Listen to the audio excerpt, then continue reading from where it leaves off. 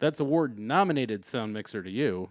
This is Corey, and this is the O The Anthem podcast. Good afternoon, everybody. Welcome to episode 275, I think that's correct, of the O The Anthem podcast. Coming to you from the Penthouse Studios, the hashtag OTA LA studio, high above the 110 freeway in downtown Los Angeles, California. Thank you for joining us. Yes, thank you for listening on your podcatcher of choice, and I'm going to make it real easy for you.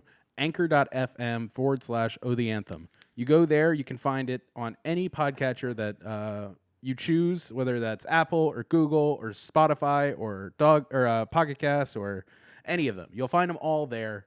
And beyond that, we got the YouTube for youtube.com/O The Anthem for the video versions of this and all the social media. And of course, you can find more O The Anthem at O The Anthem on Twitter and Instagram. Check out youtube.com/O The Anthem for all the videos. Of course, everything O The Anthem is available at otheanthem.com. And we thank those who are coming out late night. Once again, we're here on Monday night. Thank you for joining us at facebook.com/O The Anthem. As always. Yes, indeed. So, a lot to get to this week, a lot going on. I say off the top, we start with a perennial classic, and we talk about a little sports ball.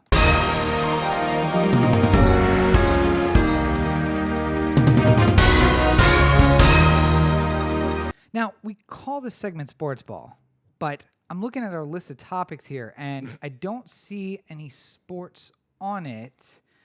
Wait, here we go. Yeah. So the Orioles are about to make their West Coast swing, and we're really excited about that. You see Corey is decked out in his throwback Orioles hat, and that's a throwback to like us, though, right? Yeah, it's like a 2014 Orioles hat. Yeah.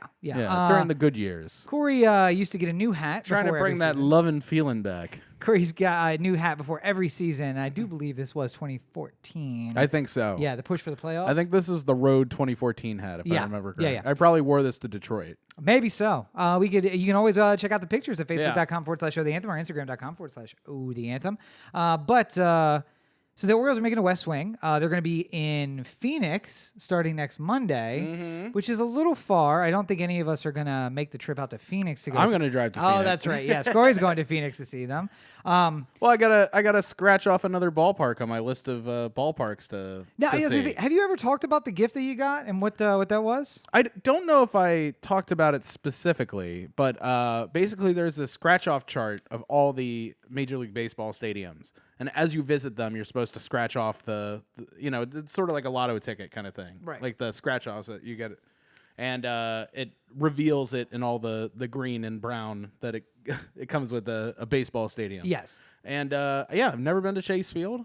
Looking forward to it. And you were just talking outside about how the Orioles may not be back for another 6 years, so there may be a new stadium. Like, just with interleague play, you play all the teams every 3 years, but that alternates between playing at home and playing away. Right. So the Orioles had played the Dodgers 3 years ago in Dodger Stadium. Yeah. And then this year, the Dodgers played them in Baltimore. Now, if I recall, that would have been around about the time we were making the trip out here, and we didn't. Oh no, we did see a Dodger game. No, they were.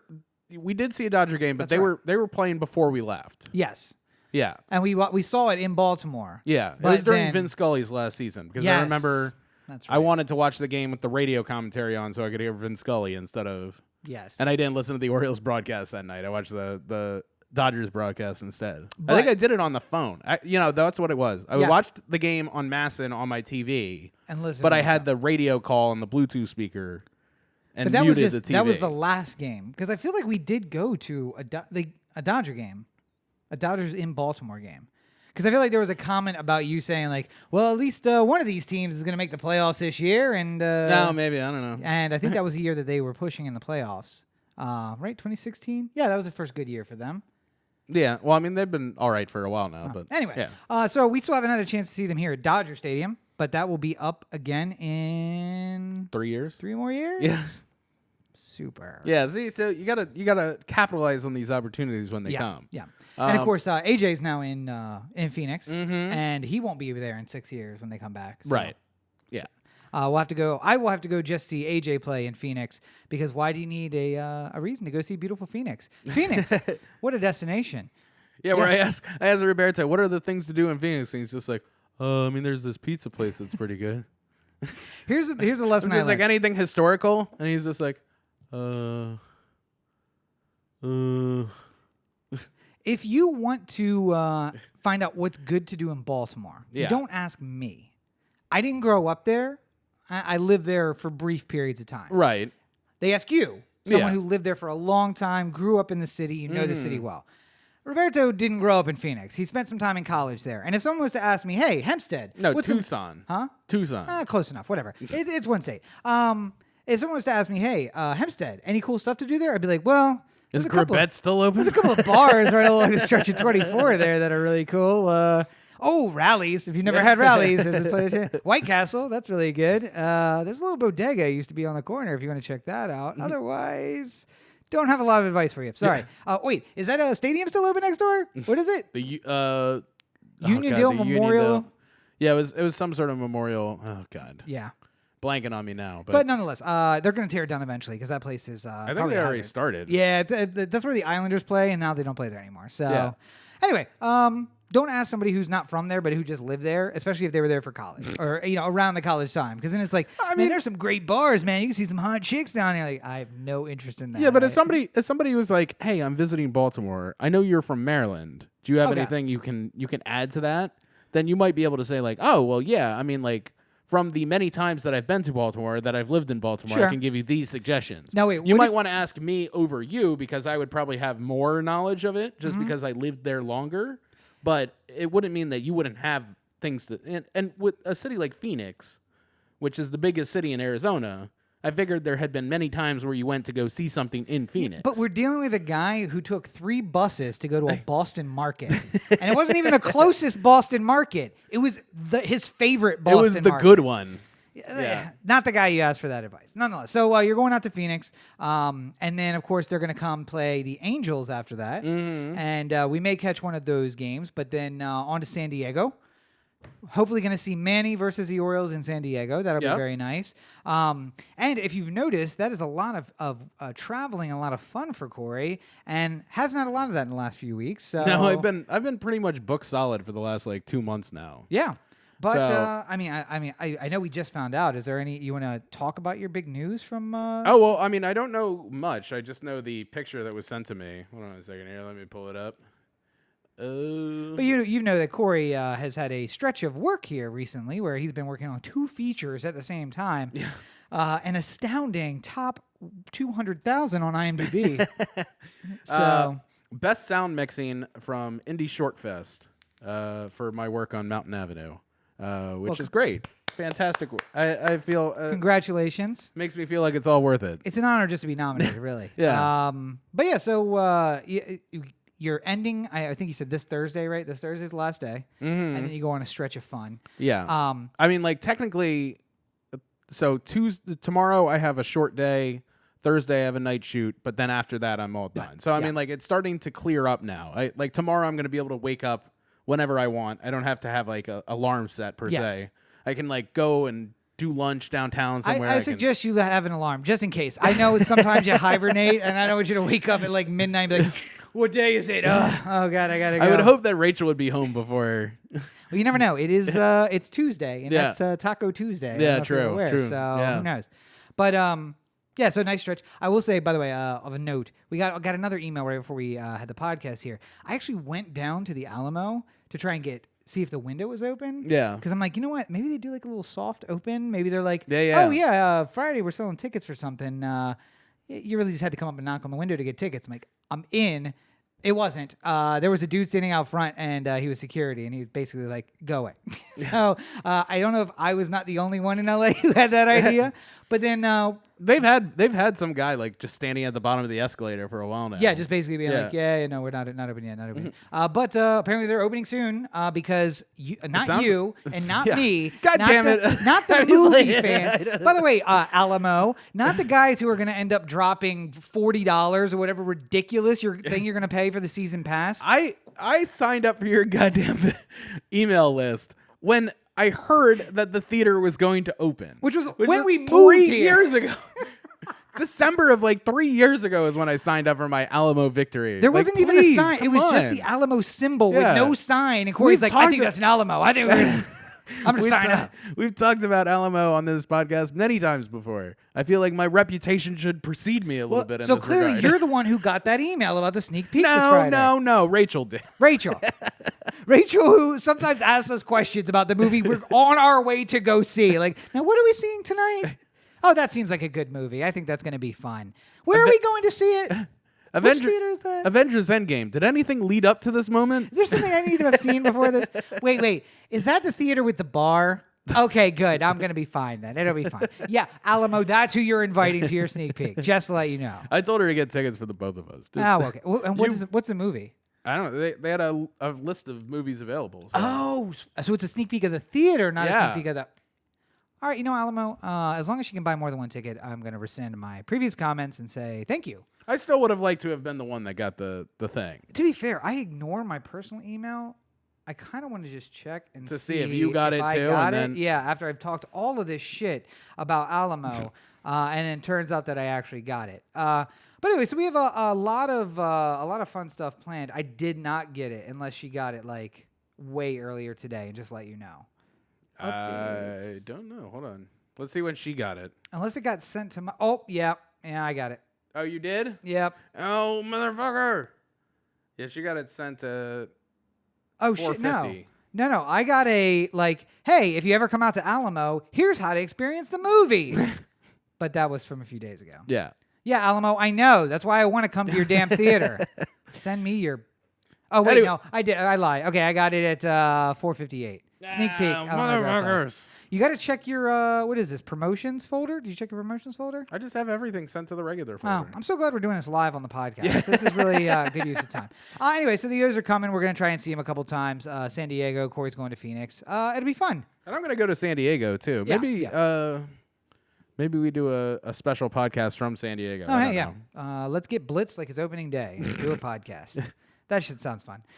Anyway, so I think that was all the sports news we had. No, so there was other news here Oh, was too. there? Don't just go through it here. I don't see any sports listed on this thing. It's so hard I'm very to confused, so. believe that this happened since our last episode. Oh, which yes, is why well. we didn't discuss it when it was released on Tuesday. Sure, yeah. But the U.S. women's national team won its fourth World Cup. No, wait. This is the sports ball segment. So I just want to make sure that we're keeping That it's the either sports or ball. Yeah, sports has to be involved in this somehow. And soccer, is this still something we're doing? Yes. Are we pretending we care about No, soccer we- a little bit? We care about soccer. Okay. You went to the LAFC game. You liked it. You had I fun. mean, yes, but really that was just an excuse to have something to do on a Saturday night that cost $20 and I could get drunk. So, I mean, you can know, do that at home. back you when can I do was that at having home fun. with Netflix. Back when I was doing fun things and getting out and not working 13 hours a day. But yeah, anyway, Anywho, so yeah, yes. you want to celebrate the team. Go ahead. Celebrate No, your and team. I mean, like, I really was coming up into this World Cup excited about going and watching some of these games. Mostly because I really do enjoy the women's game as opposed to the men's. I think that there's a different level of competition that goes into the women's game. Much the same as like college basketball. Women's college basketball is actually truly fascinating because they were doing the type of NBA play that they're doing now with like threes and like moving the ball around and high efficiency shots way before the men's game was doing it. You know, what's that quote about the WNBA? It's like, if you want the razzmatazz, go see the NBA. If you want to see the fundamentals, WNBA all the way. See, but the fundamentals eventually became the razzle-dazzle style of play. I mean, yeah, but now they just like take 3 steps, dribble once, and walk down the entire court, basically. So, Anywho, it's fine. I was excited to see the women's national team. I didn't get a chance to watch a single one of these games because I was working during every single one of them. Also, they were on ESPN 8, The Ocho. That's not true either. All right.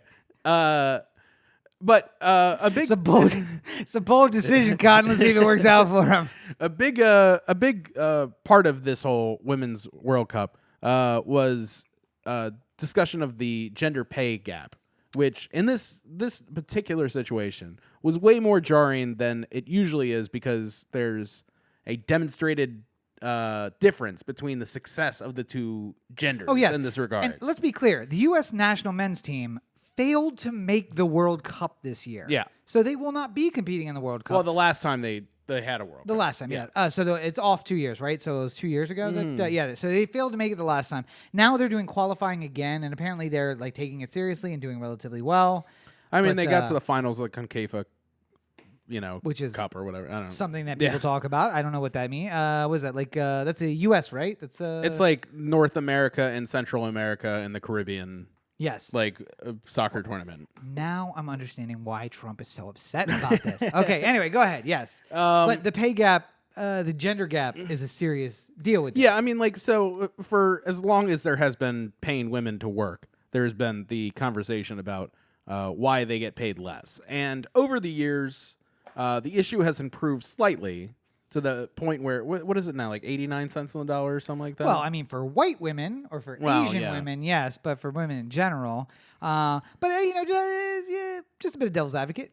There are women out there who expect a man to pay for every date and, everything on every date. So maybe I'm using that extra 11 cents, that extra 25 cents per dollar to fund a lifestyle. Okay. Well, if that's the way you want to take that particular... I'm saying, listen, like I am all about equality, but then what is it? It's functional equality. I want functional equality where everyone gets paid the same. Yeah. Absolutely. And also, you invite me on a date, don't sit and stare at the fucking check while it sits on the corner of the table. You invited me to this place, you pay. And don't do that thing where it's like I'm buying the tickets. I bought dinner. I bought the movie tickets. I bought like $190 worth of stuff, and then like you walk up there with your Raisinets, and you're like, you know what? I'm gonna get these for us. It's great. It's $4. All right, it's $4. I just spent $190.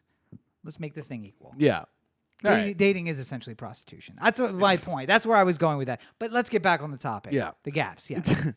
So the women's national team not only makes less money than the men, which is largely due to the fact that the men's World Cup is still one of the highest grossing sporting events in the world when it happens every 4 years. Well, and the women's World Cup is not quite to the same level, even though 1/8 of the world's population watched the final. You explained this earlier too, and I think it's really important though because FIFA controls the money.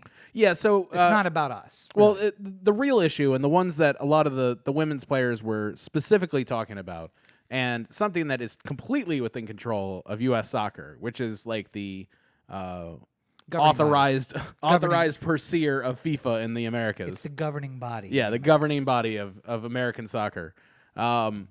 When the men's team takes a trip to the World Cup, whenever they do happen to qualify for it, they fly first class. They stay in 5-star hotels. They have the world's best trainers and medical staff and everything that they could possibly need to be at their peak condition.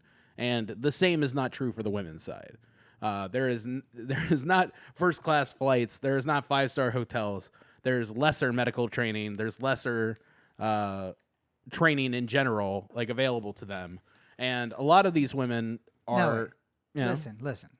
But the men's team consistently winning, consistently at the top of their sport, and the women's team just drags. I mean, there is a reason that they need to have that kind of care. Unfortunately, that's not true. So right. There have been 8 women's World Cups, and America has won 4 of them. Okay, that'd be half. That's half of them. Yes, and placed in the top 3 in all of them. Oh, okay. Whereas the last time the men's national team placed top 3 in the World Cup was the only time they did it, and it was 1930. So, now, and for those of you watching at home, right now there are in 1930. That is still 80 years from now. Yeah, I mean it is. That's 1930, and if I'm doing my math correctly, there are approximately 180 countries who participate in FIFA, and approximately 110 of them weren't countries in 1930. Yeah. It was the UK made up probably like a third of the countries in FIFA right now. They were just like Britain. Okay, we're all producing things for Britain. Germany had Australia, India. Yeah, Belgium. Belgium actually had players on it who weren't from Belgium. They were from other parts of the world. That's 1930. That's the last time we were competitive. Yeah. Yeah, man. Yeah. But all I'm saying is that U.S. soccer, which could absolutely open up the purse strings a little bit, and should, because the women's team is the one that wins. And I think that you can make an argument that they should be paid better than the men's team, who doesn't win. And like the other thing that's talked a lot about in this whole discussion, which I think is something that absolutely must change. I mean, we the women's team can squabble with U.S. soccer over like what kind of hotels and flights they get. But there has been so many people I saw who were excited because their daughter is into soccer. And they get to see a women's national team, which is really good and plays really well and was dominating the whole way through the tournament. And they become like idols for these young girls who like to play soccer. They think about how they could have the opportunity to play on a national team like this and have people care and root for them and stuff like that. Half of the women on this team talk about Mia Hamm and Brandi Chastain and the World Cup from 8 years ago when they were young teenagers, 12, 13 years old, and saying, that could be me. I can go learn to play soccer and be competitive at it. And here they are, 8 years later, inspiring... Or no, I guess it was 8 years ago, but it was 2 World Cups ago. But inspiring another generation of women to step up and the women's soccer team really is, in a lot of ways, the pinnacle for a female athlete. Yeah. I mean, there's individual sports that you could do at an Olympic level, which would gain you some popularity. I mean, there's been figure skaters. There's tennis, which is had stars on the women's side. Sure. Yeah. Who get paid like the stars on the men's side too. Now at the very least, gymnastics. But there a WNBA star is never going to be anywhere close to even the 50th biggest NBA star. In fact, Lisa Leslie got more fame from playing a man in a one-on-one game than she did from being a career WNBA star. And there were women's play. I mean, I've heard stories of Cheryl Miller being better than almost any NBA player. Like, she used to beat up her brother Reggie on the court all the time. Reggie Miller. And Reggie Miller was one of the 5 best players in the league at any given point in time. Yes, famous Indiana Pacer, Reggie Miller. Yeah. That's him. Yeah. By the way, that family. Yeah. Good genes. Good basketball genes. Yeah. So, anyway. Or Tiger Woods' dad, you know what I mean? Where it's like, all right, I know you're 3, but we're going to get up at 6 and go dribble some basketballs. 1 in each hand, please. Like that kind of deal. But I just think that what's upsetting about this is that U.S. Soccer also controls the purse strings on youth soccer. Right. And how, camps are done and how, the funding is delivered to municipalities and stuff like that. And the way that they spend on men's youth soccer as opposed to women's youth soccer is humongous different. Yeah, by the way. And I think that at the very least, that one should become more equitable as soon as humanly possible because it's money that's available to them. It's like a budgeted, we're going to spend this much money on youth soccer. We're choosing to spend this much on the men's side and choosing to spend this much on the women's side. That should be closer to equal. And if you're, I'm sorry, one last thing. Go ahead. I'm saying that there is if you could show me a number that says, there's 400 men's programs and there's 100 women's programs, I'm fine with you telling me that, we're spending 4 times the money on the men's programs because there's 400 to 100 kind of thing. But if you're not telling me you're spending the same amount equally based off of how many camps there are, that just doesn't fly with me, especially when the women's teams have been such a consistent string of talent. And I would say colloquially, my experience was for every boys team, there was a girls team. Yeah. And every place where I ever played, it was always both equal. Title IX had a lot to do with that. But the other side of that, though, is, the boys soccer is really, again, from my experience in the place where I grew up, it was a thing you did before you were old enough to play Pee Wee football. Yeah. But girls soccer was, hey, we're going to find the best players from the local league to send to the high school team. And then the high school team, some of the best players would go on to play in college. And the college team was playing, the girls soccer would go on to play for the national team. And, I remember there was a couple of players from my high school soccer team who were going with scholarships to college. And the programs were not the same, I think, at the lower levels. Yeah, I mean, so part of Title IX, too, which is ruined college sports, is the fact that basically you had to have the same number of men's teams as you had women's teams. And then you had to not actively spend more money on one sport than the other. Right. So if you spent this much money on the men's teams, then you had to spend this much money on the women's teams.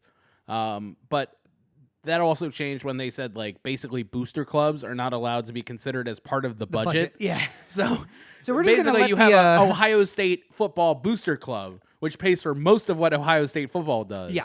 And we are still spending a lowly sum on the women's soccer team, but we're not having a booster club for them either. Right. Like, and we're gonna let the booster club sell season tickets to the football stadium. And Yeah. it's like, yeah, but those are your tickets. But yeah, but we sold them to them. but we gave them to the booster club, Yeah. and they figure out how to sell them. They just take care of all all of that, and they're selling them for like $4,000 a pop, yeah. and then the team gets most of that money. Right. And that way the school can say, hey, we're not spending any money on anything. Listen, we only spent $20,000 a year on that football team. I don't know what you're talking about. And Nick Saban gets paid $8 million a year. he's the highest paid public employee in Ohio. Technically, he's paid a lot by the booster club. Yeah, it's a nice bonus for winning. Winners get paid. I don't know what to say. By the way, most of you colleges should take the advice of I think Hofstra technically when they hire the coaches, because they have to be on like the school payroll Yes, though, yeah. they just are like a professor. They are. Like Professor Nick Saban. Yeah, he's who a has, professor like, of his one- gymnastic arts or who has whatever. his So. one class that meets once a year, and he's just like, y'all suck. A+. All right, well, thanks. I'm glad I took Thanks, this class. Coach. That's great. Yeah. Oh, yeah, it's all full of football players. They're just like, A+?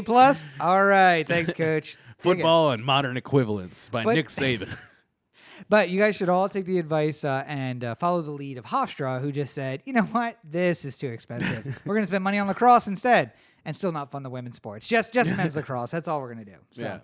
But so, again, this is not – it's a FIFA issue, but it's also not, because one other thing you pointed out is that they could do sponsorships. Yeah. And they just don't take the time to do that for the women's team. Well, I mean, there are sponsorships that are like I think Nike sponsors the women's national team, Right. But sort of the idea being that like this money goes into like the pot essentially, but it's not going to the player. Like much like Reebok or Nike makes the uniforms of the NFL. Right. You don't get a cut of the Nike profits. No. You just the teams get that cut. And you don't get that passed along. Right. If you want to say like, hey Nike, in order to sponsor with us, you have to throw in an extra this much money to be able to give to the players, then I think they would be okay. Like Yeah. I mean, also this is the cost of sponsorship. We're passing some of this along to the actual players. But this goes back to the first point, which is if you're already paying men 4 times women and then some sponsorship comes in, you're just dividing that money 4 to 1, despite the fact that they may sell far more based on that sponsorship because the women are winning and wearing the jerseys and inspiring other girls to go out and play. Also, just side note, I love the fact that the president's like, hey, you know what? Fuck this player, fuck these soccer players. Maybe you should go out and win before you start talking shit. And then they went out and won. Then they beat their opponents like 44-8 combined. Like. There's so few opportunities to just like put it in somebody's face like that. And there's that one picture of the player like standing Maybe on the the side, Golden just like, State maybe the New England Patriots should shut up and win a Super Bowl before they start talking. All right then. all right, here we go. Here we go. 8 and 10 years. Yeah, sure. That sounds like a good goal. But so and I will say that the players showed a lot of couth when it came to that nonsense with the president and just being like, oh, listen, I'm here to play soccer. To be fair, it was kind of. I mean, like the famous quote for the thing was, "I'm not going to the fucking White House." Yes. Yeah. Which is a funny line. And also, I talked about this. I talked about this on set with somebody. I can't remember. All my conversations are all jumbled together at this point. Yeah. But the idea of like it was. There was always like a political nature to who was president and like going to the White House and stuff like that. Yeah. But for up until like Obama, it was really like the president has invited me. And even though I'm from Alabama and I play offensive line for, the Patriots and I'm not an Obama fan. Oh, and my the dad office does, of the president invited me to the White House, and I'm going to attend. I know my dad does those Confederate reenactments every single weekend, but I mean, he is the president. Yeah, and you know what? It is the president of the United States. At least we're going to get a good meal, right? Like, at least he's going to feed us. It's going to be some sort of banquet. And now that's all over. So. Yeah, the women's team doesn't want to get McDonald's. I think they're okay without it. Like, yeah, I think we're good. Thanks. Yeah. Trump's like, I got you all Big Macs. I'm good. Thank you. We're vegan. Actually, they probably are. No, there's no way. There's no way. You can't be a competitive athlete and be a vegan. That's right. Shots fired, vegans. Let's hear what you have to say. Well, and speaking of other men with huge egos and small bodies. Sad news this week. Oh wait, you know what? That was it for sports ball, right? Yeah. Should we transition out of that? Yeah, sure.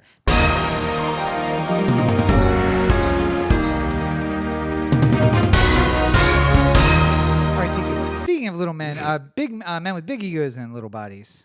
Sad news this week. Yeah. Ross Perot, dead at 130. I have to imagine. I can't. I think it was like 93 or something. 93. Yeah. But much like I think this really has more to do with the spirit of those soccer players, because he was a man who, as Adam Carolla, did not want to pay the women the same. well, that.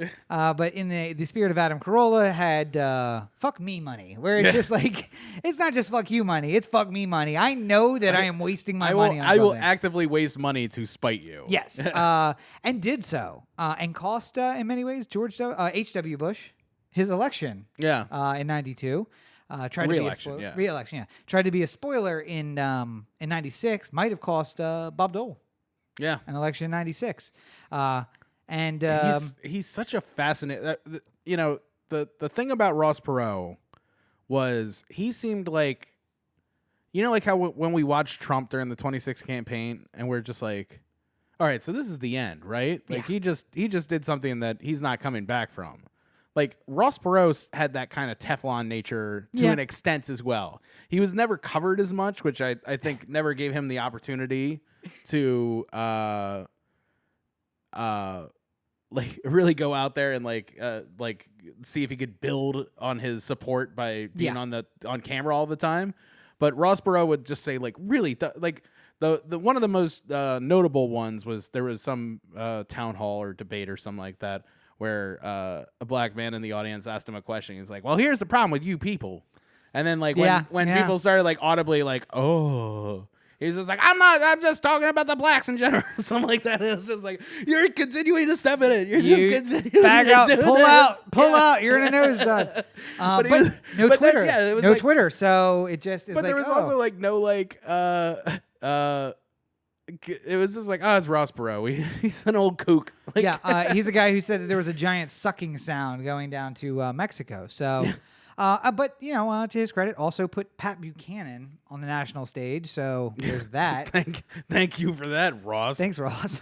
But literally a guy who had money to burn and just didn't care. And he was like, how much is it going to cost me to run for president? Oh, I got that. All right, so let's do it. You know, there is also another side of it, which I think is interesting, which is like he was kind of like Elizabeth Warren in a way before Elizabeth Warren as well, because he used to take out he used to buy airtime on TV and have these like 30-minute things like where he had like PowerPoints and like slideshows, and he'd just be like, I'm Ross Perot. Let's talk I'm going to talk about NAFTA. the economy today. Let's talk about NAFTA and why it's so terrible. This is how much waste we're having in the government today. Like, go on. And he's not like a particularly like engaging guy. Like, no, he had a weird voice. Funny to look at. Yeah. That voice that we're doing, that's not just us making fun of him. That's kind of how his voice sounded. So. Yeah. So, Ross Perot, dead at 93. He will be missed. I mean, by maybe somebody. I don't know. To be safe, to be fair, first person in a long time, I think since Teddy Rose, since Strom Thurmond in '48, to get 5% of the national vote as a third election. party. Yeah, as a third party. So, '92, he got 7% of the vote. Then he continued it in '96 and increased that amount so much so that he fielded a national candidate funded by public donations in 2000. Yeah, Pat Buchanan. Horrible choice, but you know, it's you got to say something for the movement, if you will, of being able to do that, because we can't seem to get that together now. Well, and you know, like there was I remember I was in elementary school when that 92 election was happening. Yeah. And I remember we were having a school vote, which obviously didn't matter for anything. It didn't. It didn't factor into the electoral college or anything like that. It was just like all the kids get to fake vote, and we get to have a fake election result at the end of it. No, you were a part of a study that showed why children should not be given the vote. That's why. Well, the person I voted for was Bro, because even though I knew nothing about anything at this point, I said I don't like what Bush has been doing. That was my comment about Bush. Yeah.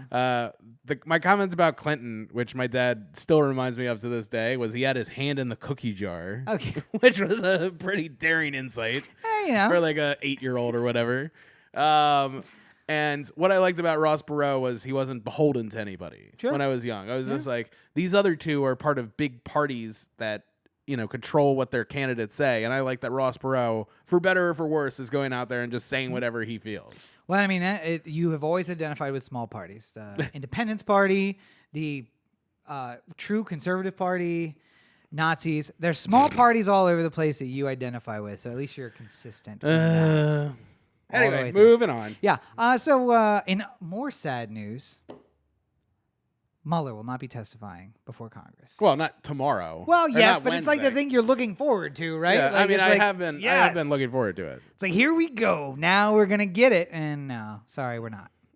Womp, womp. So, I mean, I didn't even see the announcement that he wasn't. Until you said that, I was just like, well, I mean, we should talk something about Mueller since he's going to be testifying, and I feel like it'll be in the news. Yeah. But then, I think they're basically negotiating at what point will he testify. Okay. So, I mean, like, it's all locked into the same. By the way, we'll get to the Trump comments in a little bit, but there's been some Democrats who are like going on like, well, maybe we should censure the president, or like maybe we should send a formal declaration that we disapprove of his content. Sure, let's just do that. fucking impeach the motherfucker. I mean, like, I understand like why they're like sitting, like why they don't want to get into the political hot potato of impeaching him, especially because it's not going to work because it's going to get to the Senate and die. But at the very least, you can hold hearings because you're going through an impeachment inquiry, and the White House can't fuck with that. Yeah. And you can bring people up onto the dais at a House fact-finding mission and ask real people real questions about what they were doing and what they knew. Yeah. And that all can become public information being said out loud by the person who did it. If they lie, they can go to jail. Well, I would just like to see Paul Manafort in the chains being brought out. Yeah. Sitting down there in his orange jumpsuit. That'd be really fun. So I just have you seen Paul Manafort recently, by the way? He's no. looking so goddamn old. He got old quick. yeah, in jail prison. does that to you. Yeah, he's been living a very privileged life. Yeah. And now he's like, shit. Yeah. It's amazing. It was like he had all the rich things that kept him looking young and virile were just taken away from him, and now he just like it's like he took off his young man suit, and there's an old man He took that clip off the back, and all the skin is. Get me to my. I look like Richard Nixon now. I realized as soon as I said it, I was like, "That's just a Nixon impression." The jowls, does that automatically give you the Nixon? Get me to my sergeant. I want to invade Cambodia. But sadly, Mueller will not be testifying, so we'll have to be updated later. I feel like it's also the kind of thing where they're negotiating, like, listen, we're not going to let him stand up there and speak all day. So we Republicans are saying he should get 12 minutes. And, of course, the Democrats are saying, how about 12 hours? And because the Democrats are weak, they'll just let him. They'll give him an hour. It comes down to, can we just not have, just tell Jim Jordan he can't come to this one? Can we just tell him it's another day? See, but, like, they actually have it on Wednesday, but they're just like, maybe it's a big farce. Yeah, they're just trying to get Jim Jordan out of the, it's like, no, go home and raise some monies for your re-election campaign. He turns on Fox News and sees Mueller. He's like, God damn it. Give me my jet right now. Or he's just sitting in his office with his boots kicked up. I was going to pull my sleeves up and go like, how dare you sully the name of America in front of us. But yeah, so for another day perhaps. But that brings us to, of course, the Trump tweets.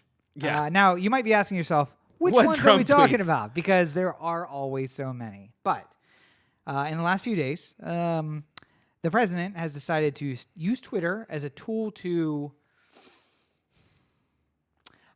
I think the attempt was intimidation, but it didn't really work that way. I don't get, like, I don't even understand like where the logic really came from. I mean, like, I get that he's upset that young Democrats are making him look like an idiot, but like, yeah, maybe don't look like an idiot. Yeah, that's not their fault. Yeah. They were just doing what they were supposed to do. Just don't be dumb. Don't be dumb. That'll help. So basically, the comment boils down to speaking of what's known as the squad of the four freshmen congressmen who rock the house group. Is that what it is? Yeah, it's something like that. Yeah. They tear down the house. They get new new nicknames all the Something damn like that, time. yeah. Yeah, but you know the names: Alexandria Ocasio-Cortez. Ilhan Omar, Presley. Who else? Who was the other one that I'm forgetting? Tlaib. Yeah, Tlaib. I was now I can only picture. I don't know if you saw the other image where it was like, hey, 3 of these 4 were born in America, and it's Don Breyer is the 4th one, and he's like, yeah, white guy, not born in America, just so you know. But anyway, yes, those 4, the Rock the House girl.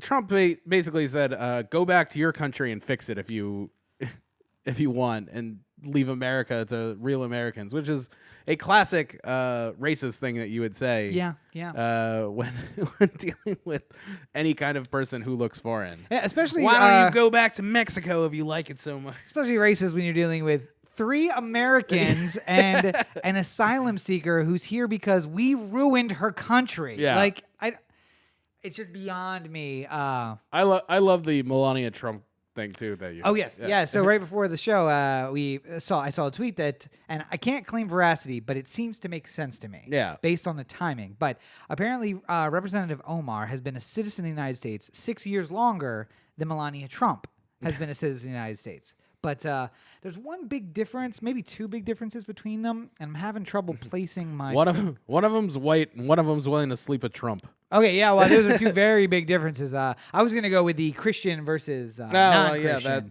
White Christian woman who's posed naked before, and black Muslim woman who generally has herself covered most of the time. Yeah. So, 2 very different people. Melania, we don't talk about chain migration and how when you want an example of chain migration, you can look at her. I don't know, her stepbrother, where it was like she brought her mom and then she brought her dad and then they together sponsored the stepbrother who then came. And that's what we call chain migration, folks. It's what you are alleging that everyone else is doing. But the president's wife did that. So, yeah. Also, and other people who are angry at the squad. Yes. Nancy Pelosi.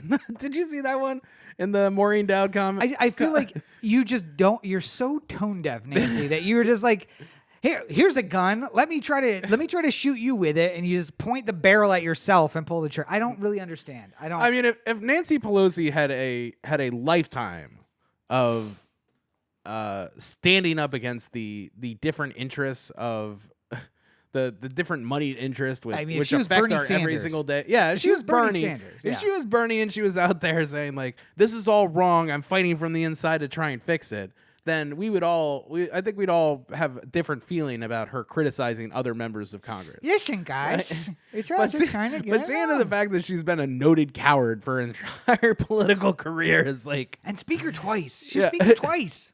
I just remember when we were talking about the nominations, like who was going to be the House Speaker once the Democrats won. Yeah. And it's just like, Pelosi is a bad idea. Don't do this. You're just going to end up like... And it was like, no, she's the one with the most experience. She's the one who's going to be able to stand up to Trump. She's the one who blah, blah, blah. I'm like, no, it's not going to happen. And here it is. Yep. So, she's taking on her own party members pretty strongly, just not the other party. Can put out, we're investigating the president for obstruction of justice. We intend to impeach him. We're going to have impeachment inquiries. That's what you do. Monday morning, you just start.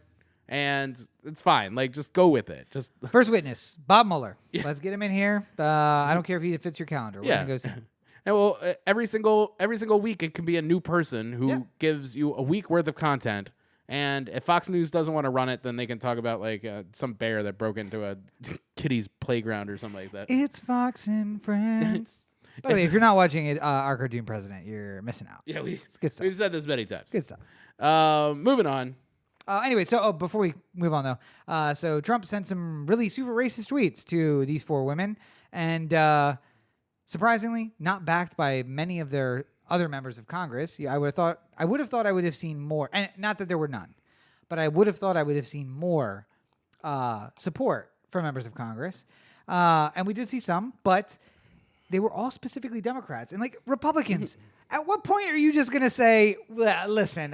He doesn't speak for me. I think these are very 4 upstanding women, and they do a good job. I listened to Andy Harris on Brian Neiman today. Oh my god! Okay. He had like a little 8-minute interview. You want to guess what his take on this was? Why are those women not barefoot and pregnant in the kitchen? No. Okay. What Andy Harris said was, I'm sure what the president meant by that tweet was not that they should go back to the countries from where their families came from, but rather their districts and do their job. And then Brian Neiman was just like, that's not what it said. It said they should go back to their countries. Yeah. Which are all falling apart and war torn and blah blah blah. To be fair, that applies to most of America as well. I mean, I guess it could mean. Hey, but Andy, maybe take a bit of your own advice and go back to your district. How about you have a town meeting and meet with your constituents? Because as far as I've heard, back in the first, while it's the only Republican district, it also does kind of lean a little bit to the left. I really want him to lose his job. I mean, it's going to be a hard press, but I really want him to lose his job. Yeah. So. He won't. I mean, maybe a right-thinking Republican, a Gilchrist Republican, would step in and. No, but the problem is they would win in November, but they won't win in the primary because the Republicans who are voting are these crazy neocon Trump Republicans. So that's all you got, and it's just enough to push the wrong person through to November. But I mean, how about Wayne Gilchrist just run again? I mean, he's still young and spry. I mean, youngish and spry. I mean. I would vote for him. I think he only stepped down just because he was tired of being in politics. But we Thomas need Jefferson. him. We're recruiting you. We have Andy Harris right now. We need Wayne Gilchrist. Is it too late for him to file? I feel like a couple years ago I started a Facebook page for Run Wayne Run. Yeah, and we just need that again. Run Wayne Run. Listen, you don't even have to campaign. Just put your name on the ballot. Yeah. Because dummies are gonna walk in there and be like, Wayne Gilchrist. Oh, I know him. All right, that's fine. Who's this other guy? Wayne Gilchrist. I like him. Andy Harris. I only voted him because he's the only name on the ballot. All right, well, sure. We'll switch that up. But yeah, nothing good in politics. And now here we go with another political story. So Corey and I are on opposite sides of this next story, if you're going to believe it or not. Pete Buttigieg. You're making it seem already I'm just setting up I'm making a truthful setup to this story about Pete Buttigieg, who is running for president, Mayor Pete, if you will. One of my favorite candidates for president, despite the fact that I know it's a losing cause, was the subject of a story by the New Republic this week, in which he was referred to as Mary Pete rather than Mayor Pete, and where it was discussed about his preferred sexual positions and many other disgusting details that really would just not be appropriate. Now, Corey seems to believe that this was meant as satire and we should be treating it as such. And, oh, you touchy libs with your not able to take a joke. And how can even somebody be a comedian these days? Because everybody's going to complain. And right? Is that basically? Did I summarize it pretty good?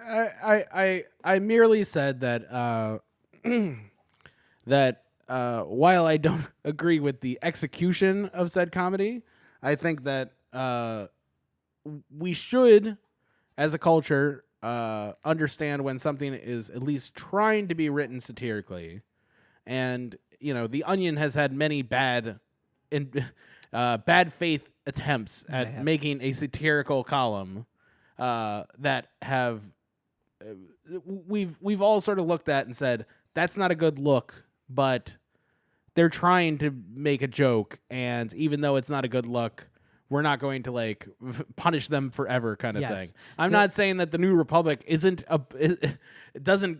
New Republic doesn't deserve the same sort of pass that the Onion gets. Well, there you go. Yeah. But I'm still saying that the overall point is that if something is intended to be written satirically, I think we should look at it in a different lens than we would if it was. Even if it is poorly done. Just like if somebody is out there performing comedy, there's lots of comedians who had, over the course of the years, done jokes about women's and blacks and stuff like that. Michael Richards did a couple of those really funny jokes. We always looked at those and we always said that was very badly done. Yeah. And it should not have been done. But at the same time, we've also sort of said, well, it's comedy and there's a certain amount of, you got to break a couple eggs kind of. So you heard it here first. When a known racist and homophobe writing for a magazine which is known to be racist of which none of this I knew prior to Rob telling me about. And I hadn't even read the article. I'm just saying that they write a story that is not indicative at all that it's satire, but then later, after getting caught with your hand in the cookie jar, if you will, calls out, "Well, it was meant to be satire. I don't know why everybody's getting their panties in a twist." And probably did say something along the lines of panties in a twist, just because I feel like that's the kind of guys we're dealing with. Yeah, that's the kind of response you expect. Yeah. That they should be given a pass because comedy is comedy. You heard it here first from this guy right here. I'm not saying that everything should be given a pass if they say it's comedy. I mean, like, there has to be. Again, I'm not reading the New Republic. I don't care. Like, the reason why I knew nothing about this, other than what I have read, sort of in the ether of the conversation, is because I don't care to read. True. I don't care to read something that degrades Mayor Pete or degrades just generally a perfectly acceptable lifestyle of which many people are a part. Like, it's not right to do it, but I understand. Like I told you, I could foresee a way that the Onion could write this article and do it in a way that was funny, yet still lightly jabbed at the idea that Pete Buttigieg was gay. Yeah. And that maybe that, like the example I used is that a lot of gay couples or a lot of gay people will express that when they come out or when somebody realizes that they're gay, there's a lot of questions about how in which they are gay. Are you a top? Are you a bottom? Or how do you identify? Or do you see yourself as this? Are you a butch? cub or a bear? Yeah, like all these different things that like are really nobody's business. But the reason why a lot of people say them is because they're curious. Yes. So if you wrote an Onion article where it's just like America's curiosity answered in long Pete Buttigieg statements or something like that, sure, then there's some sort of way you can make the comedy out of that moment. That might be satire. Yes. That might be satire, and that might work. And I'm not saying it's a good idea to do it because I think you're skating on very thin ice when you try. But at the very least, it's like that could be a reasonable example of how you can make a satirical article about that sort of idea. And it's. I don't know.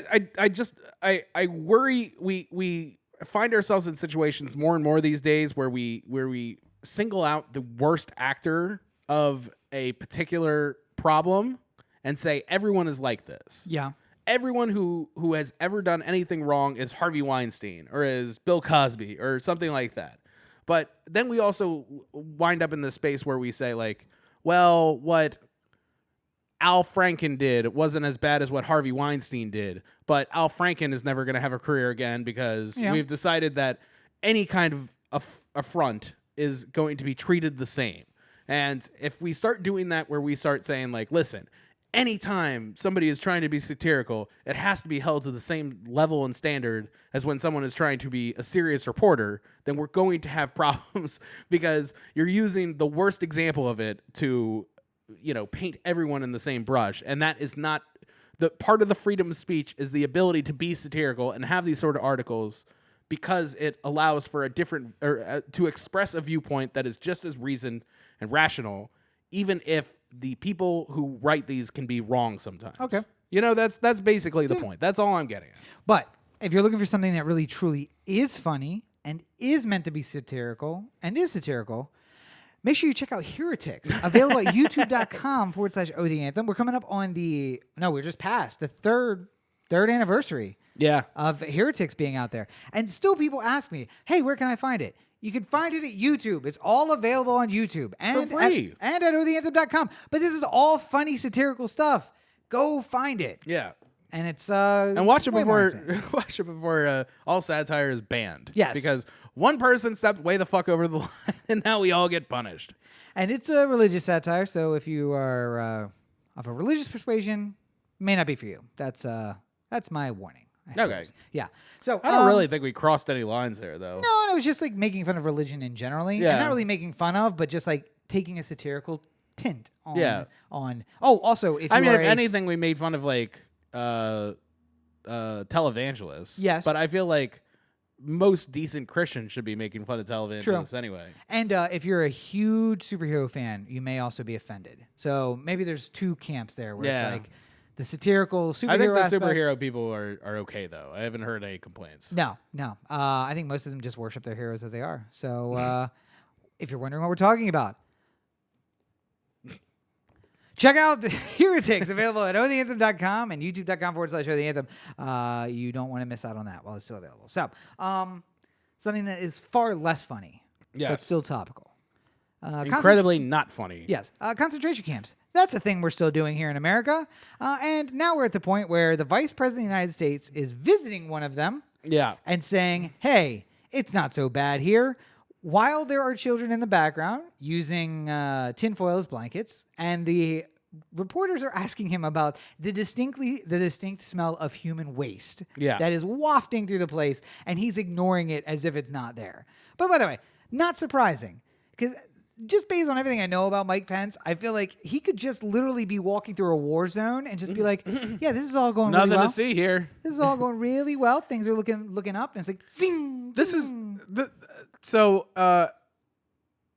I have no problem with Christians. I'm gonna state that up front.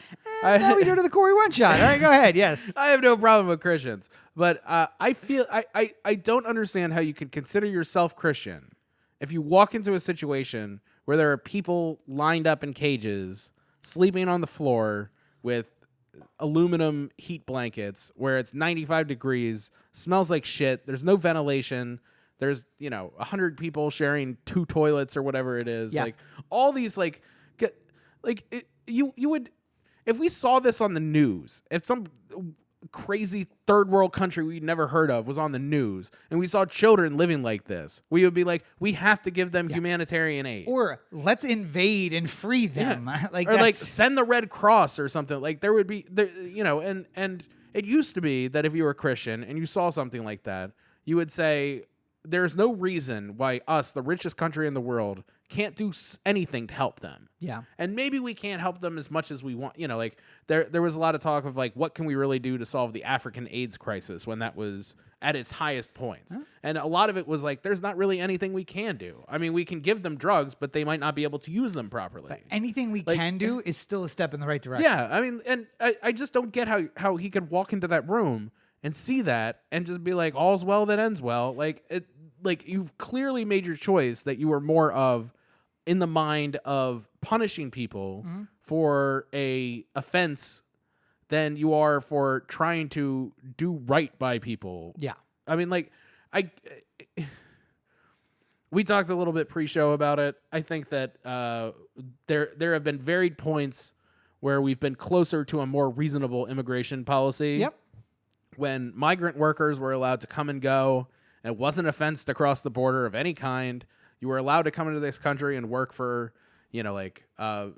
picking tomatoes or something like that during the farming season. And then you could go home to your country, whether it be Mexico or El Salvador or anywhere else in Central America, and, go back to your family and provide. This worked for both Central America and for the United States of America. Yes. And the reason why it fell out of favor was because the overtly racist part of the Republican Party mostly was saying that these illegal immigrants are coming over and stealing our jobs. Meanwhile, nobody wants to get paid $4 an hour to pick tomatoes all day. Absolutely not. You weren't giving, the argument of they were taking our jobs was a smokescreen for saying, I don't want brown people to come to this country. Yeah. I don't want Mexicans to come to this country. I'm worried that they'll like it and they'll stay. And guess what happened when you shut down that program? They liked it and they stayed. Yeah, at least that part of the system worked beautifully for a while. Yeah. Where there weren't people who were worried about getting picked up if you did commit a crime. If you did steal a car or try and rob somebody or rape or murder or anything like that, you would be tried and then you'd be sent home and then you'd be on a list where you couldn't come back. Yep. That, to me, that seems like a reasonable approach. If you wanted to come here and move permanently, you had options of seeking asylum if you were in the case of something where you could, you couldn't be in Canada and say I need asylum. Right.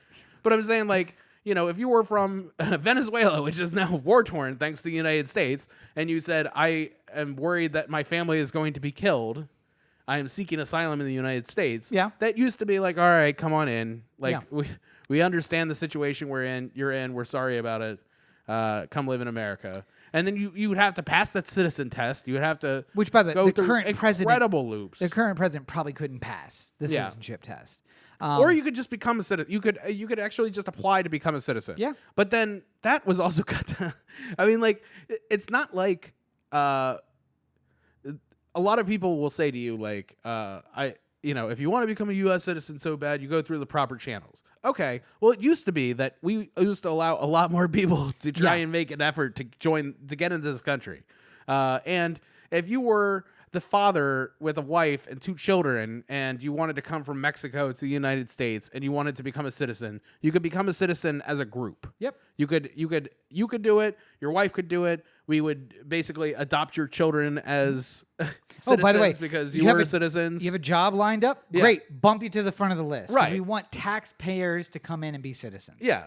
And now the number of people that they're even allowing to become citizens is so low. And then in addition, the number of people that we're allowing to seek asylum is so low. Yeah. That the only path that people see as a way to actually avoid actual horrible situations is by sneaking into the country illegal. By horrible situations, you mean separating them from their children at the border, putting both of them in separate concentration camps, torturing them for lack of, no toothbrushes, no beds, no Waking them blankets, up in the middle of the night just because. Yeah.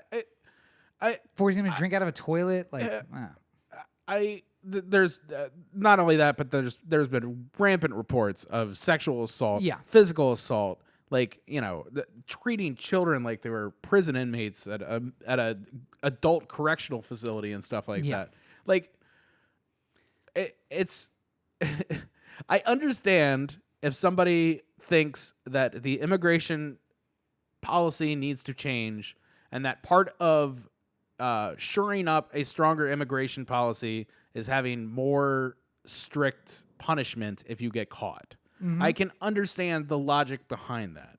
I don't see the logic in treating people worse than you would have to if this was a wartime situation. Yeah. If I was in Afghanistan and I captured an Al-Qaeda fighter who was on the most wanted list or something like that. Right. I couldn't just randomly rape him anytime I felt like it because I was in charge of the situation. You shouldn't, but you probably did. As an American, you probably did. There are situations obviously where they got out of hand, but I'm saying like this is not like it would be a war crime to do that. Yes, it would. It would be if you got caught. But luckily, we are exempt from the War Crimes Tribunal. Yeah. Thank you, George W. Bush. But I take your meaning. We are treating people who are coming across the border looking for a better life, who, by the way, in generations past would have easily found a way to do that, worse than we treat the soldiers that we are capturing who are trying to kill our soldiers. Yeah. And that is absolutely correct. And this it just doesn't do anything. Like you're just traumatizing people for no good reason. The wasted resources of sending 6 ICE agents out to a house where they're showing another person's picture to the window to try and get someone to open the door so that they can just stick their foot in. And once their foot's in, then they can see the inside of the house and see if there's anything that gets them inside. Now they're inside. They're in plain clothes. By the way, ICE agents, one of the videos that I saw shot was a homeowner who was having some guys do some work at his house. Yeah. They pulled this shit. And thank God it was like New York or California or something, because you pull that shit in Texas and that dude's going to shoot you in the face. Yeah. You're wearing a windbreaker. You don't identify yourself and you stick your foot in his door and then shove your way in. Well, and the other side of it too is just the amount of videos that I'm seeing of like ICE encounters this weekend where they're straight up lying to people who don't know better. Yeah. We have a warrant to arrest you. No, you don't. You don't. You don't have a judge's signature on that fucking thing. Yeah. You have a document that says it's okay for you to razz people. And then as soon as you get them in custody, you're allowed to start the deportation thing because they're already in custody. But you're not allowed to just fucking randomly pick people up like that. No, you can if you see them in public. Yeah. You can. But by the way, can you identify this dude from the other 10 brown dudes standing next to him? No, but you scoop them all up, you identify them, get the one guy, we got a bonus guy, 2 guys that we want, and then let the others go free. And how many resources are we wasting on this? To look, by the way, it's like some of these videos that I'm seeing on Twitter and on Instagram, I'm just like, this is like the video that runs before the credits in a movie about a dystopian country. You know what I mean? Yeah. Like, we literally are looking at, it's 1984. These are the videos that are like explaining to you the story. Like, all right, we don't want to take the time to set up the first act with how do we get here? So let's just show some news report videos of things that happened that brought us to this dystopian country that we're about to walk into. That's literally happening, and I'm watching them on my phone. I just don't to me. I don't get, like, if you had, say you had $15 in cash in your pocket or something Okay. like that. And for argument's sake, let's say $15 in ones, right? Yes. And you're walking along downtown LA and you see some guy eating out of the trash. You don't like the Christian thing to do is to say, this person is in such dire straits. I don't need all of this money. Even if I'm not giving him all 15 of it, I could give him a couple bucks. I could give him $5, something like that. At least get a meal. Like, don't eat it out of the trash. Like, there's a part of our human nature that we want to help people. We want to be able to provide for other people when they're at their worst point. Yeah. And we want to be able to do things that allow this situation to not occur again. Like, if there's something that we could all do to end homelessness, we would do it. We would want to be a part of a solution to that problem. But here, we're just randomly creating the problem. Yes. Like, there's, I mean, and so much, the fact that so much of this became from strictly racist feelings towards Latinos is like the if they want to come to this country, they got to do it legally approach has always sort of been tied in the, well, we're not really going to let them in anyway. So I don't care if they try and go through the proper channels. Like, or like they're taking American jobs. It's like, no, they're not. There's just so much here that just feels like you don't want to help people. And like, why wouldn't you? And I will say, downtown LA gives us an interesting dynamic because as a Christian, maybe you should do the Christian thing and take out $5 and give it to them. But as a communist, what I do is I look for the man bun wearing hipster walking past me who has a $500 t-shirt on, and I punch him in the face and I take his bag with food in it and I redistribute that to the needy person that I've just seen. You're a man of the people, Robert. I mean, we do what we can. We can't build a guillotine on every corner yet. So until that day, we punch fascists in their face and take their food and give it to needy people. That's what I say. Yeah, I don't know what else. I mean, we've been talking about this whole crisis with these detention centers. Yeah. For months now, and it seemed like it slowed down for a little bit when the public pressure got so high, but people can't sustain, another year and a half worth of public pressure just to keep these things from operating at the frequency that they are. And I mean, like, it's not like didn't a judge at some point say that you had to return all these children to their parents, like, immediately? Yeah. You know what? And they can't find the parents because they actually sent the parents home. So now these children are just basically orphaned because how does a 3-year-old tell you how to find his parents in El Salvador? Well, and we were watching some video that Roberto was showing us made from some right-wing lunatic who, like, used an opportunity of Alexandria Ocasio-Cortez, like, pausing, selected the 25 seconds that is towards his cause, and cut it abruptly. Right. Yeah. And I think a point should be made here that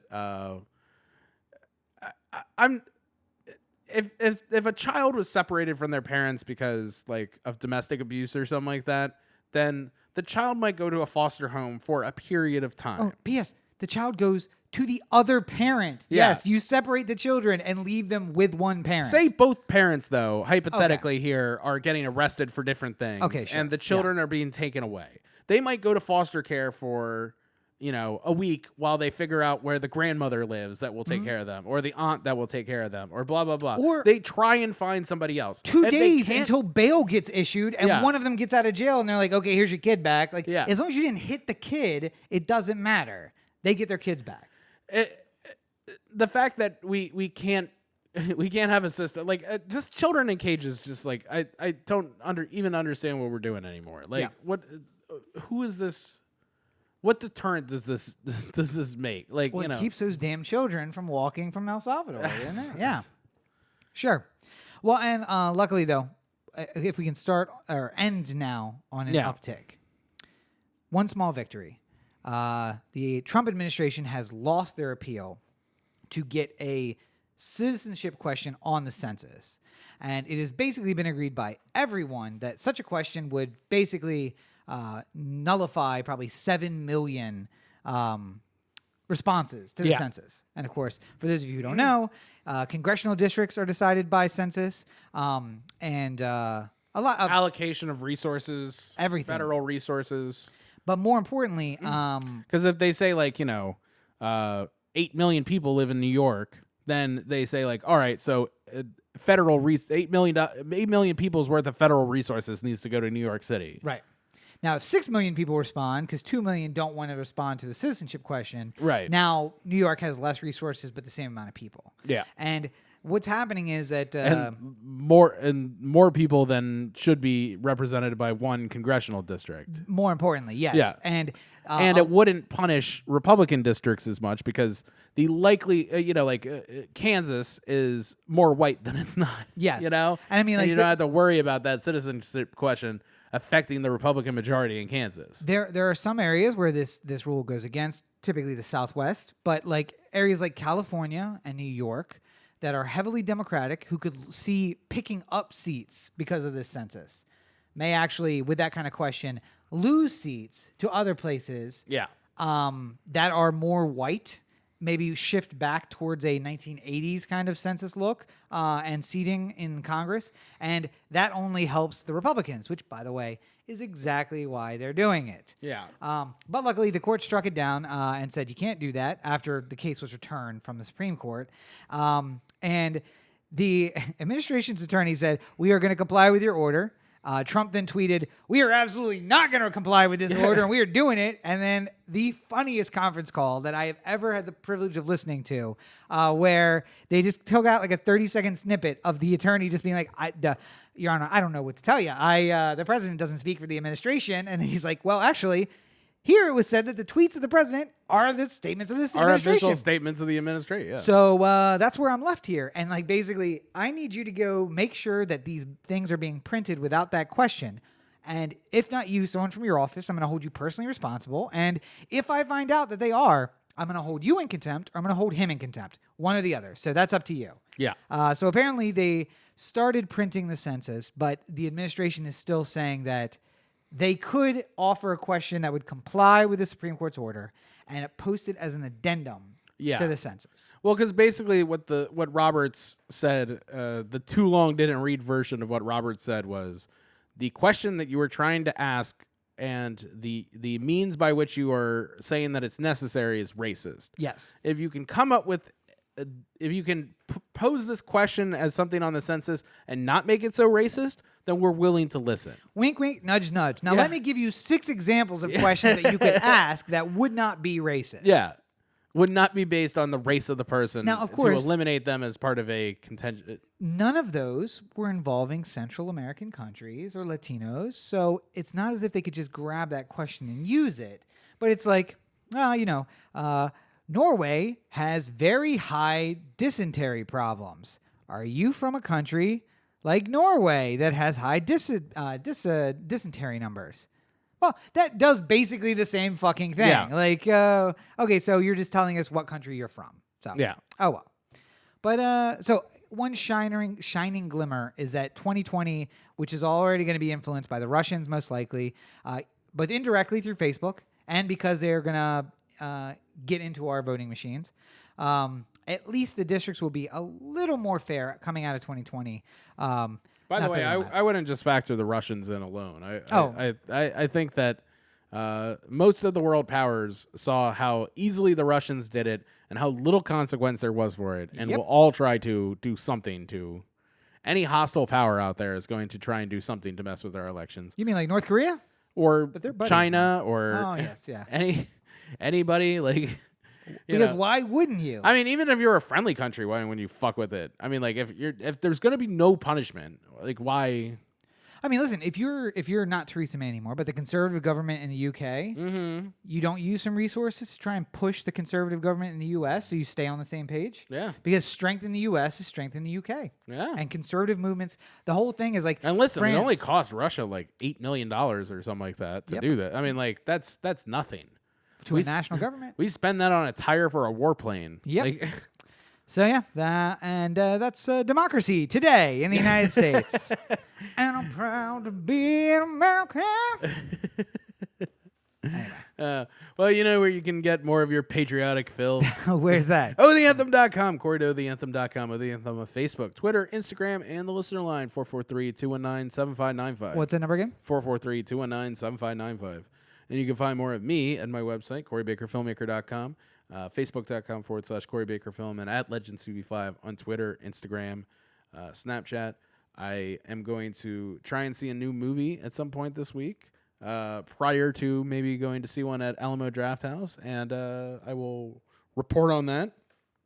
Now that I finally have a little bit of time, Yeah. I can start doing things. Spider-Man Far From Home, though, is up. Yep, that one is up. I don't know what I would see. Do you want to go to a movie tomorrow? Yeah, this week sometime, I'm sure we can. I don't know about tomorrow. We'll have to see. Oh, well, tomorrow I wouldn't be able to that's- anyway. yeah, you're Wednesday working, I right? might be able to. Wednesday, I don't yeah. know. We'll figure it out. We can do it. Yeah, and also apologies because I realized I think the front light is getting a little dim, and we're getting Yeah, we're looking a shadows. little darker than usual. Sorry about here. that, guys. Yeah. Rocking those A little batteries. contrasty. Yeah. Anyway, so of course you can find me on all your social networks at Robert N. Cheek. Make sure you check out robertncheek.com, where you can find links to my political blog, news website, and the books, which are available on Amazon. Buy Rod's books. And I realized my deadline for Foe Volume or Edition 2 is September. So I got to start writing. So we're going to work on that in the coming weeks. So look forward to more posts about that. Yes, indeed. Yeah. Well, I think we've done good here today. We've done something. I don't know if it's good. But as always, you're listening to the O The Anthem podcast, part of the O The Anthem Digital Network. For Corey, this is Rob. Have a great week, everybody. Arrivederci, jerkies. Wait, what is that from? Wait. Uh, Arrivederci, jerks. Can't remember what that's from. I feel like we just got a content claim because we just used something we we weren't just supposed to said use. something. Oh, damn it. Oh, well. Oh, you did just sing Lee Greenwood, too. That's true. Yeah. Well, I guess we're giving up all that sweet ad money. See you next week, folks.